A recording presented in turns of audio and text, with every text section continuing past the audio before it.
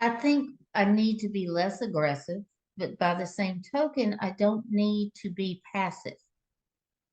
I think in the past, my passivity, I guess is the word, being too passive and too accepting of, okay, I'm not worthy of anything but what I'm getting. I need to realize that I have worth and value, but I don't need to be overbearing and aggressive. Maybe there is a little bit of a third person out there that's kind of a mix. Mm. That the best of both worlds. Mhm. And but I also have a hard time with somebody. I have a hard time trusting because I don't want to be taken for a ride again, Mhm. I think we which is all have that typical what once can we get to a happen to certain an point. older female. Yeah, yeah, exactly. It was interesting. We had an interesting parallels with the mirror in the last reading that we did as well. I think you have all your experience, which is a gift in this. I heard an interesting quote last week, which I'd never heard before, and I can't understand why, but somebody said, you have not met all the people in your life yet who will love you. So, My favorite. yeah. So that's always something, and that really reinforces what Michelle says. You should never give up on love. The people who are going to love you are still out there. You haven't met them all, not till the day you die, and move on. And then you just start all over again, as far as I'm concerned.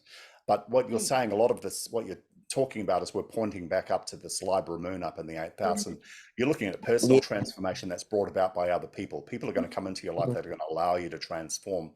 When you've got Mhm. this powerful, dominant Cancer stuff right at the very, very front of your chart, your armor's pretty thick. You've got quite a well-developed shell around you. And again, too, you've even used the word armor yourself. Mhm. So we're looking at ways to do that. And again, we're looking at this quincunx pointing off to an Aquarius ascendant. So some of these Aquarian qualities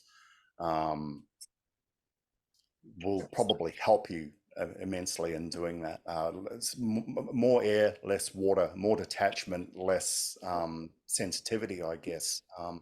When you're talking about this potential third person that you may be needing to create, or at least start channeling, I think that's a really good start point for that journey. You've got it all. There's nothing about you, I think, Mhm. that people can't see when they That's get to right. know you.